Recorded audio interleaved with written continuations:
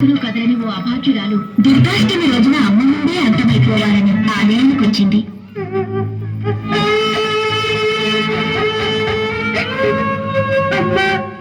చచ్చిపోవాలి, నాకు బతకాలని లేదు, చచ్చిపోవాలి, నేను చచ్చిపోవాలి.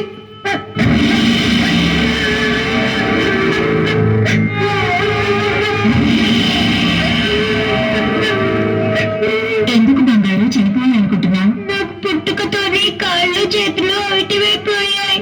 పిల్లలందరూ ఆడుకుంటుంటే నేను చూసి నాకే ఏడుపు వస్తుంది.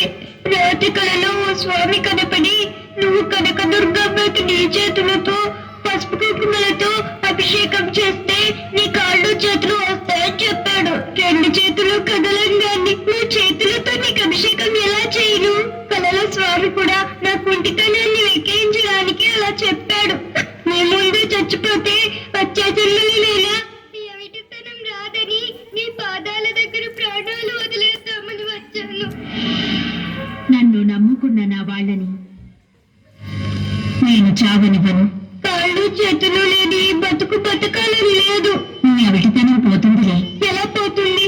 రెండు చేతులు లేని దాన్ని ఈ జన్మలో నా చేతులతో నీకు పసుపు కుంకుమలతో అభిషేకం ఎలా చేయగలను? రెండు చేతులు కాదు, నా 8 చేతులు నీకు ఇస్తాను. లే, అభిషేకం చేయి. లే,